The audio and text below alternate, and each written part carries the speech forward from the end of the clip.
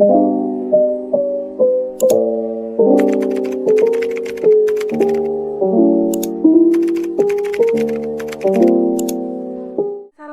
warahmatullahi wabarakatuh.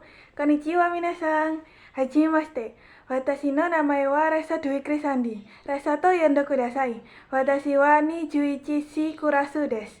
Douzo yoroshiku onegai shimasu.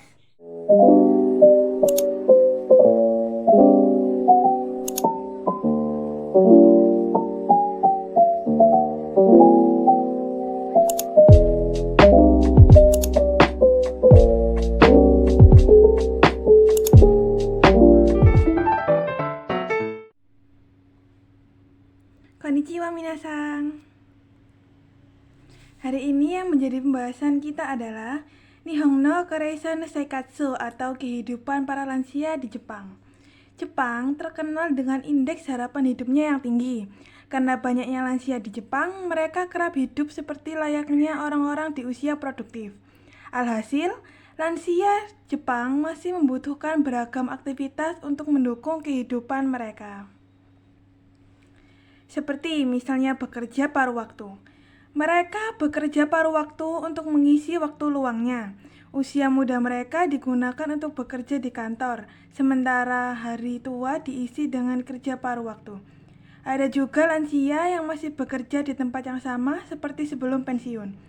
Lansia yang sudah sangat tua dan tidak sanggup lagi untuk bekerja, cukup banyak untuk mengisi waktu luangnya dengan pergi ke sarana rekreasi, tempat hiburan, ataupun pusat perbelanjaan. Berikutnya, hidup mandiri yang menyendiri. Dikarenakan kesibukan pekerjaan, para anak jarang mengunjungi orang tuanya yang sudah lansia. Kondisi ini membuat para lansia Jepang menjadi sangat mandiri. Tak ayal para lansia ini banyak dititipkan di panti jompo. Dan panti jompo inilah para lansia melakukan aktivitas bermanfaat seperti merajut, memasak, dan lainnya. Ini adalah suatu bentuk dari kehidupan para lansia di Jepang. Yang pertama yakni mereka hidup seperti layaknya pada usia produktif. Yang B, mereka hidup menyendiri yang mandiri. Yang C, mereka bekerja paruh waktu. Berikutnya yaitu meninggal sendiri. Sebagai akses dari mandiri yang menyendiri, belakangan ini tidak jarang ada lansia yang tetap tinggal di rumah, bukan di panti jompo. Meninggal dalam kasus hidup sendiri dan baru diketahui kondisinya setelah beberapa hari kemudian. Mereka tinggal seorang diri sampai akhirnya meninggal pun tidak ada yang tahu. Berikutnya lingkaran setan. Angka harapan hidup yang tinggi di Jepang belakangan ini tampak seperti lingkaran setan, dalam tanda kutip, seiring dengan rendahnya tingkat kelahiran bayi. Kedua-duanya seperti saling mempengaruhi satu sama lain dan berkontribusi pada pertumbuhan penduduk Jepang yang rendah dan malah cenderung negatif. Berikutnya panti jompo atau rochin homo.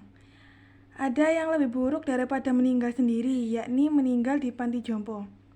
Meskipun tetap saja tidak ditemani anak-anak maupun keluarganya, Jepang saat ini memiliki banyak panti jompo, bahkan dengan perawat-perawat yang berasal dari luar negeri.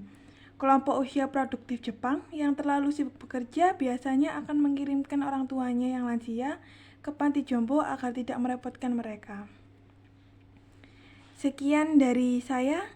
Berikut saya sertakan sumber-sumber dari materi yang saya jabarkan hari ini.